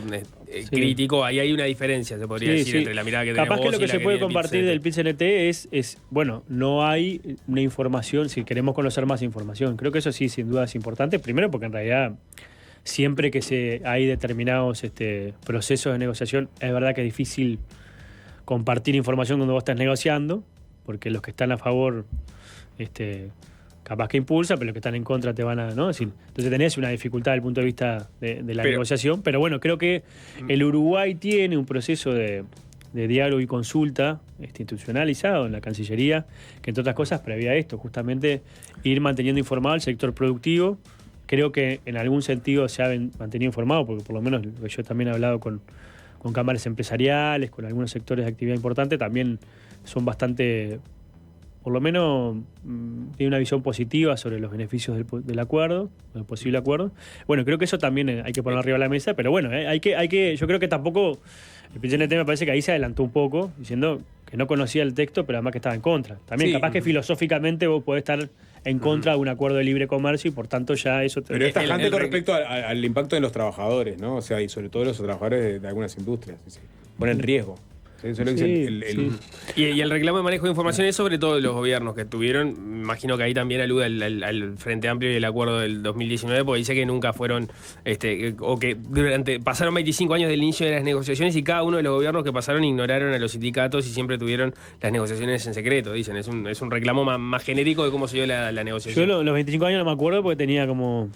No, bueno, pero 15 años, pero ponele que en el último periodo que estuvo NIN en la Cancillería, nosotros teníamos, es decir, como bancada del Frente Amplio, pero además como bancadas de las comisiones internacionales, con el canciller, con la jefa negociadora, que en ese caso era Valeria Zuccasi, una diplomática de carrera. Teníamos reuniones periódicas donde ellos nos iban informando y donde podíamos acceder por lo menos a los temas más importantes del acuerdo. Es decir, por supuesto los textos los conocimos cuando estaban cerrados, pero en realidad hubo un seguimiento y una información permanente. De hecho, no hubo objeciones públicas por parte, creo que del Frente Amplio en su momento, pero tampoco de la oposición, acerca del cierre del proceso de negociación. Entonces creo que también ahí hay como también diferencias. Y yo creo que eso también es importante, porque en realidad cuando uno negocia también tiene que construir confianzas, y confianzas, entre otras cosas, en el sector productivo, y los trabajadores juegan un papel importante. Y eso me parece que también hay que ver cómo, porque están las cosas como se hacen bien y cómo se hacen no del todo bien. Entonces me parece que también hay que poner arriba. Ahora, después hay sectores de actividad que seguramente se van a resentir. Hay toda una parte, que muchas veces es lo que poco se debate, que es la agenda interna de los tratados. Porque en realidad uno, generalmente cuando hace un acuerdo comercial, cede algunas cosas para ganar en otras, ¿no? Tiene intereses defensivos y ofensivos. En la ecuación general lo termina acordando porque en realidad termina siendo beneficioso.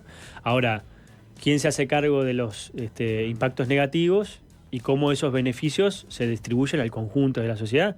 Eso es parte también de la agenda interna, que también supongo el próximo gobierno va a tener que poner también arriba de la mesa a la hora de por lo menos empezar a trabajar para preparar en caso de que haya una aprobación de parte de cada uno de los parlamentos nacionales, en el caso del Mercosur, y de parte que no está claro si es el acuerdo global, tiene que ser del Consejo. Si es el acuerdo split, como le dicen, que es solamente la parte comercial, ahí con una parte del Consejo, si 2/3 del Consejo, y una mayoría simple del Parlamento Europeo se podría aprobar.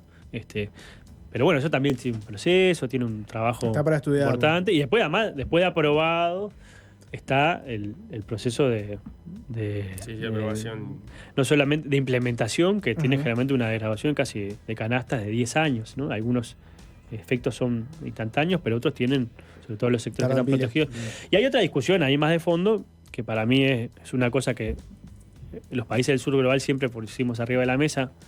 Yo no lo vi tan claro en esta discusión de la renegociación, que es el tema del dumping agrícola, ¿no? Sí, porque es verdad que nuestros productos van a mejorar el acceso a mercados, terminan sobre todo en cuotas. Por ejemplo, la carne va a tener 100.000 toneladas de ingresos. Carne carcasa, ¿qué significa la carne carcasa? Yo no sé si ustedes saben qué significa la carne carcasa, que es carne con hueso. Entonces la mitad de eso, esas 100.000 toneladas, se pierden porque el hueso, salvo algunos, no se consume. Entonces, en realidad la carne que se exporta es la mitad, porque se tendría por lo menos un costo más importante, un beneficio más importante, y además la mitad es congelada y la mitad fresca, ¿no? Que seguramente la carne fresca de pulpa es la que se vende más. O sea, que también lo que se termina como logrando, creo que el Mercosur exporta casi 2.100.000 toneladas, los 4 países que integramos el Mercosur. Nosotros estaríamos mejorando un 5% de uno de los principales productos que tiene sin duda un interés ofensivo. Pero bueno, yendo a lo que decía más en concreto, que es que en realidad también es verdad, hay una discusión que los países del sur rural siempre pusimos arriba de la mesa, que es acerca del dumping de los países centrales que hacen con su producción agropecuaria, que subsidia. Yo no estoy en contra de los subsidios, pero que terminan siendo un subsidio que termina siendo también una competencia desleal, porque la Comunidad Económica Europea, la Comunidad Europea tiene lo que llama la política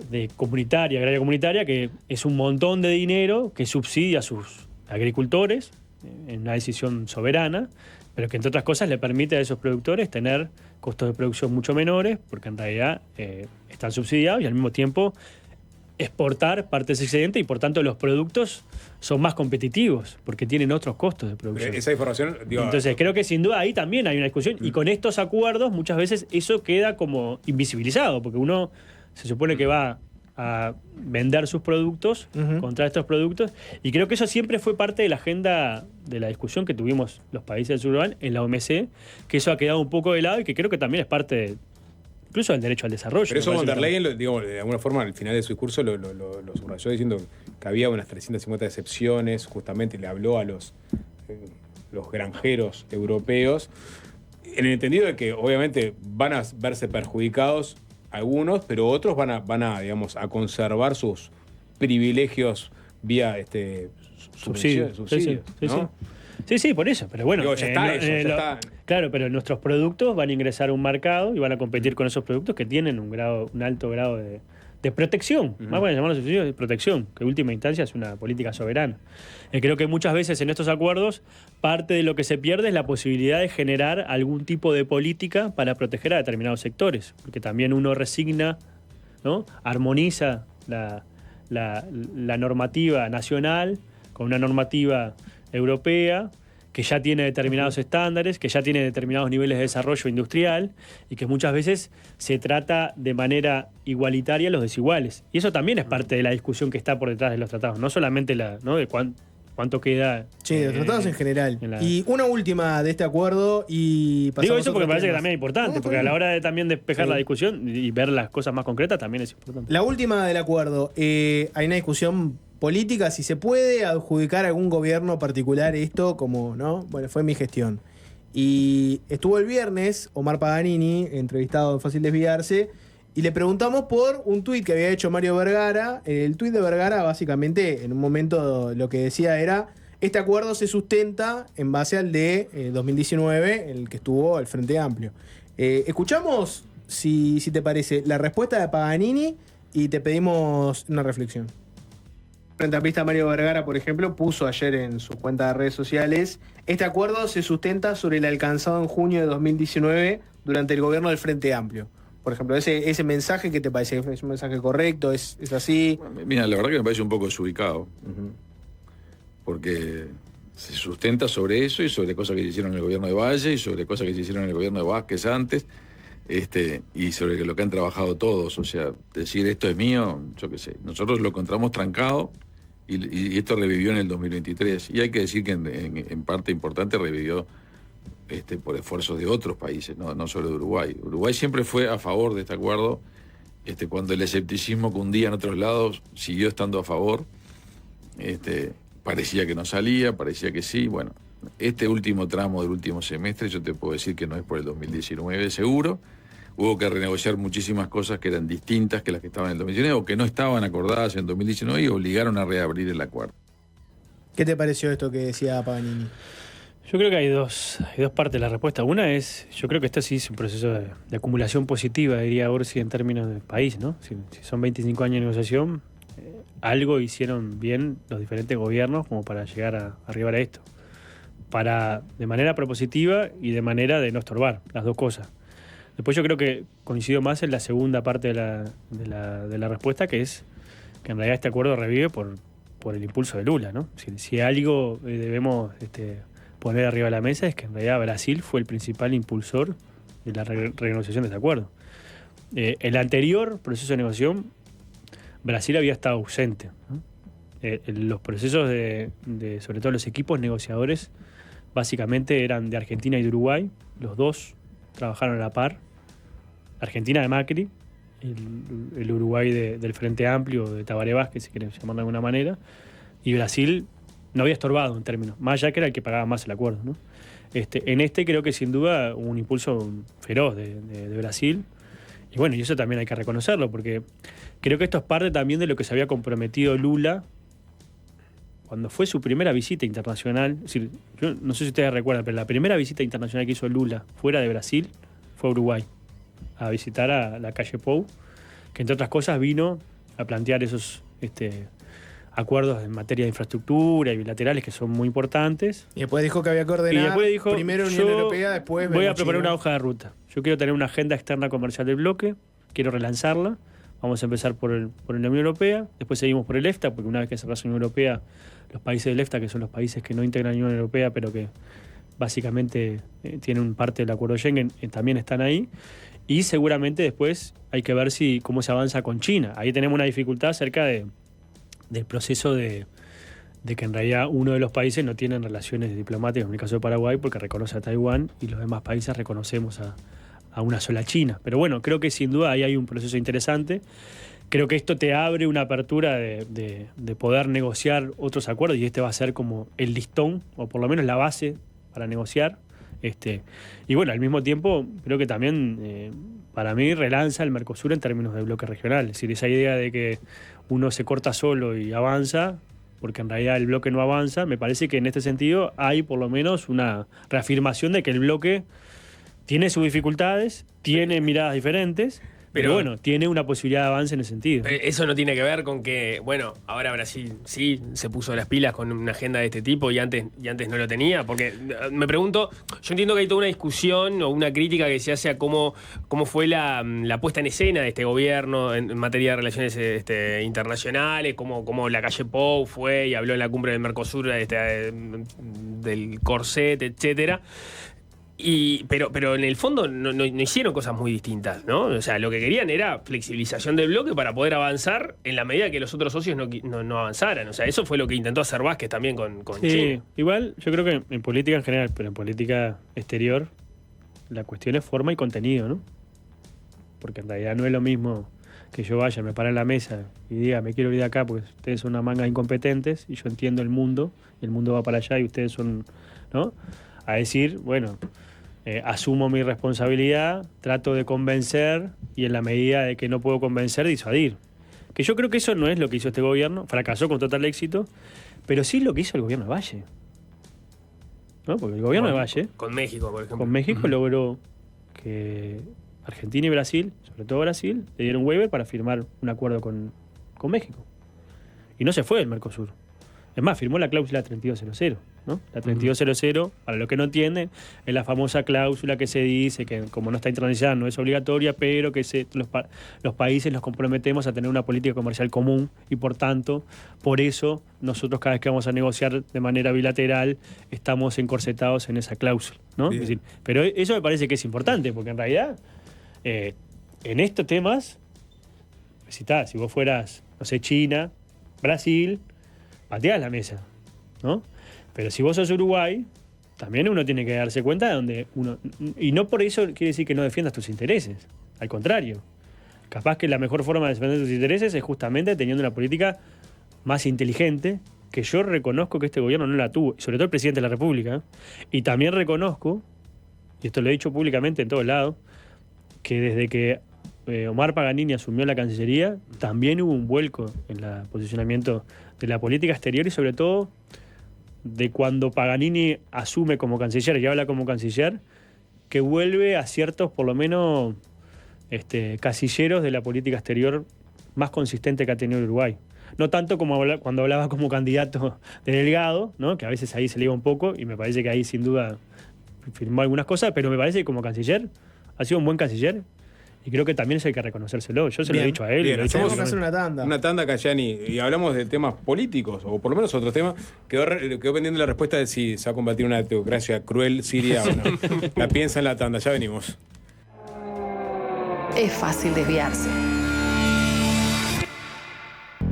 Seguimos conversando unos minutos más con el senador Daniel Cayani. Pensemos lo que va a suceder a partir de febrero en el Parlamento y a partir de marzo en el Ejecutivo.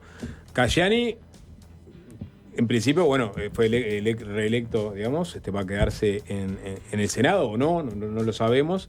¿Hay algún anuncio para hacer?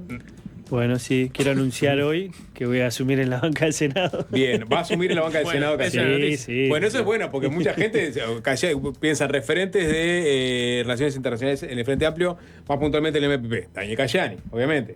Sí. Y son los nombres yo voy a estar dando una mano ahí a los compañeros que toquen asumir en la Cancillería, desde el Parlamento, que también es una parte importante. Y además, a mí a veces, la gente... Yo nunca me propuse ser senador de la República. Nunca lo pensé tampoco, ¿no? pero que los compañeros te destaquen en una lista para que vos puedas ser parte de la oferta electoral, para llamarlo de alguna manera.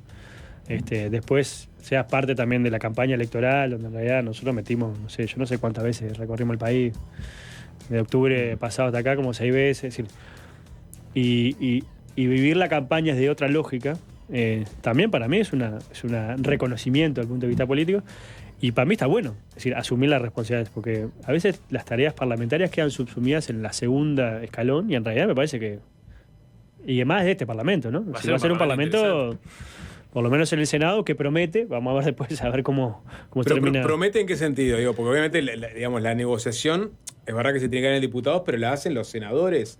No, porque ahí va a haber de todo, va a haber de todo, va a haber fugas por todos lados, pero me parece que lo que promete es la discusión política. Es decir, este es un Senado que va a tener un nivel político, por lo menos uno aspira que tenga un nivel político mejor, para decirlo de alguna manera. Por lo pronto, de la que ahora es el oficialismo, ¿no? Y va a ser la nueva oposición, sabés que sus figuras principales se van del gobierno y van a volver todas al Parlamento, ¿no? Bueno, ahí tenés desde, no sé, Delgado, puede estar el presidente de la República, Álvaro Delgado, Bordaberry. Es decir, yo creo que ahí hay 3 figuras bastante importantes del acontecer nacional. Y además después hay otros, ¿no? Yo no lo contaría a la calle Pou, por lo menos al principio, ¿no? Bueno, es electo. Después si asume o no asume es una decisión de él. Yo soy de los que piensa que va a asumir. Pero desde el primer momento, para que... Pero no tanto para asumir como senador. Él va a estar ahí porque yo creo que también tiene que comandar la coalición, ¿no? Sí. Y bueno, si bien él no tiene necesidad de tener una representación institucional para reconocer parte de, por lo menos... Una opinión, no me quiero meter la interna de la coalición. Alinear la tropa, decís. Y bueno, yo creo que sin duda va a tener... También es verdad que los presidentes, cuando dejan de ser presidente, primero tienen también derecho a tener un periodo de descanso, sí, ¿no? Porque la verdad que 5 años de Unión Uruguay son fuertes. Y además, también es verdad que vos pasás de ser el uno, si bien todos somos iguales y hay algunos que son más iguales que otros, también es verdad que ahí estás en una conducción colectiva. Entonces también ahí hay como diferencia. Entonces, pero bueno, yo creo que seguramente va a entrar y salir en alguna discusión.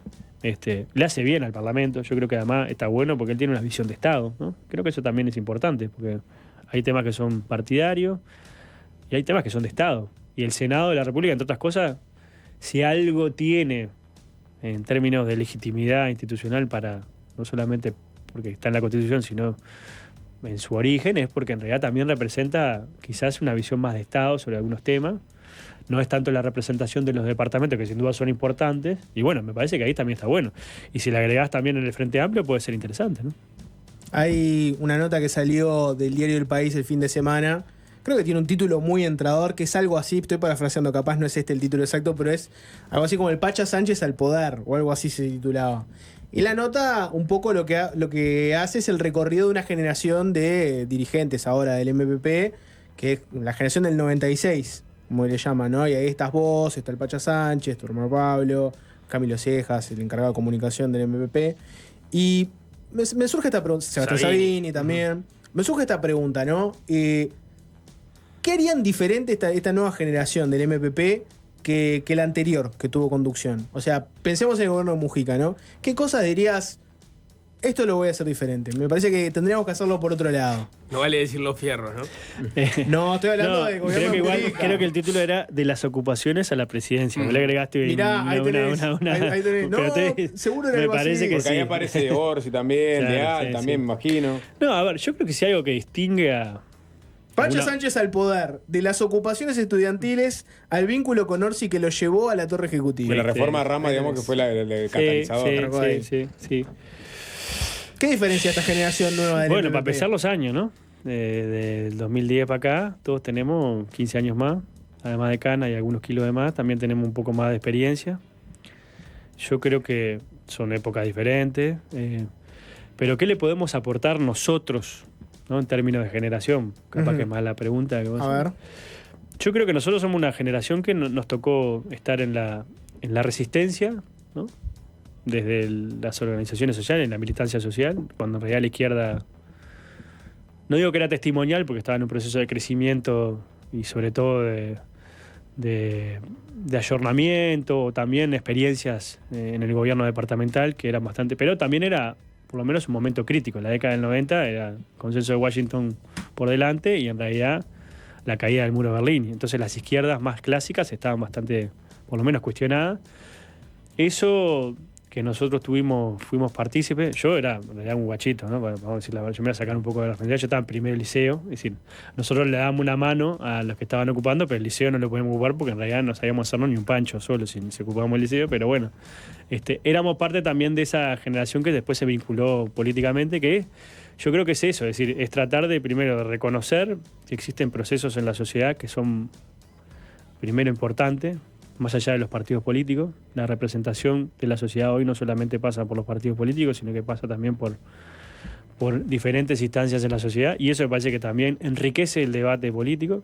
Después, por otro lado, el reconocimiento de que nosotros somos militantes políticos. Estamos en una responsabilidad y tenemos también, en ese sentido, un recorrido en ese sentido, y que nos reconocemos a otros también como militantes de nuestras tiendas y de otros partidos políticos. Y creo que el otro tema es el diálogo. Es decir, nosotros hemos cultivado dentro del Parlamento Nacional, cuando nos tocó asumir responsabilidades, también porque nos la ganamos y también porque cuando tuvimos que estar ahí asumimos responsabilidad y más o menos nos salió bien. A mí cuando me tocó asumir lamentablemente la banca de diputados, yo era el suplente del 10º diputado. Gonzalo de Toro era un compañero muy querido por la organización, que además falleció de un cáncer fulminante. A mí me tocó a los 6 meses defender el cierre de Pluna, y yo no me había subido un avión en mi vida, y sin duda, no digo que lo haya hecho bien, porque eso fue un gran problema para el gobierno, pero sí por lo menos uno va haciendo por lo menos experiencia y va también generando cierta, por lo menos, perspectiva. Y me parece que lo del diálogo es importante, ¿no? El diálogo con los mismos y también con los que piensan diferente. ¿Qué te parece? Porque es verdad que vos te acordás de lo de las ocupaciones, ¿no? Yo ocupé en el 2002 también, bueno, también. Esa generación arrancó haciendo política en ocupaciones, después el Frente Amplio prohibió ocupaciones en los lugares públicos, y ahora este gobierno amplió también un poco el tema de las ocupaciones. ¿Qué, te interpela un poco eso? Y bueno, es una herramienta que ha tenido el movimiento social en general, ¿no? Sí, yo creo que lo que hay que ver es cómo se ajusta o cómo se aplica en la justa medida, ¿no? Sí, porque en realidad no es la primera medida de lucha, ¿no? Uno cuando cuando trabaja en una organización social, entre otras cosas, tiene diferentes procesos de acercamiento, de maduración y también de procesos también de acercamiento con las autoridades para llegar a tener alguna resolución.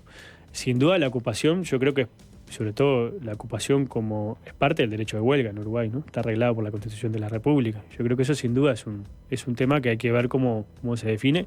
También es verdad que muchas veces han pasado rosca, ¿no? Algunos sindicatos en la aplicación de esa medida, y que creo que también tiene que haber un justo medio en eso, porque en realidad yo soy de los militantes políticos sociales que me crié, entre otras cosas, que parte del conflicto que vos podías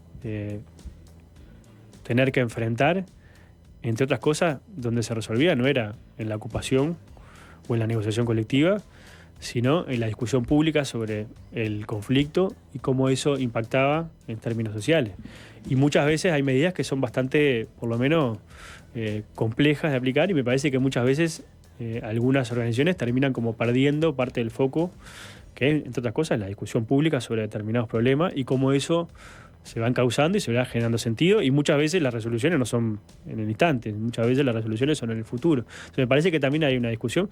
Yo soy un defensor de las organizaciones sociales, no de la ocupación como medida de lucha, nunca nos definimos como piqueteros. Me parece que justamente en Uruguay siempre el movimiento social y el movimiento sindical ha tenido otra talante, pero bueno, creo que también son medidas que hay que ver como en la disputa de la distribución de los ingresos de nuestro país, también se generan otras instancias institucionales que le permitan, entre otras cosas, a los movimientos sociales también tener procesos de participación y de conquista. Ya que hablamos de eso, sería una buena jugada de Orsi poner a alguien del Partido Comunista. Se maneja el nombre de Juan Castillo, pero más allá del nombre en concreto, poner a alguien del Partido Comunista al frente del Ministerio de Trabajo.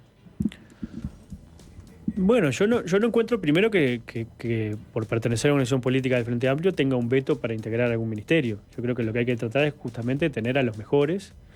Si vos tenés un ministro de Trabajo que conoce sobre el movimiento sindical, creo que es una parte importante, porque en realidad el movimiento sindical es una parte importante, entre otras cosas, de los actores sociales que construyen la actividad económica del país.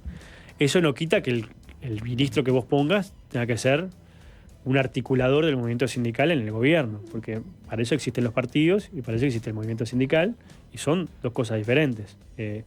Podemos tener visiones parecidas en algunos temas, pero una cosa es la independencia del movimiento sindical y otra cosa es la autonomía que tienen las organizaciones políticas para definir determinados temas. El primer ministro de Trabajo del gobierno frente amplista fue el Bicho Bonomio. Y entre otras cosas fue dirigente sindical. Y entre otras cosas generó, a mi modo de ver, la principal transformación de, por lo menos, las relaciones laborales en los últimos 50 años, ¿no? Es decir, porque en realidad hubo un avance significativo en ese sentido. Sí, después hubieron otras experiencias. En el caso pasa que del Partido Comunista, más allá de la experiencia y la capacidad de articular, es la capacidad la cantidad o el peso del Partido Comunista dentro de la central sindical, ¿no? Entonces parece que eso se allanaría un camino de Sí, algunos pueden pensar que es poner a un mismo sector de los dos lados del mostrador. Ahora, no tengo idea quién va a ser el ministro de Trabajo. Aclaro por la duda, porque si no estamos hablando también de nombre.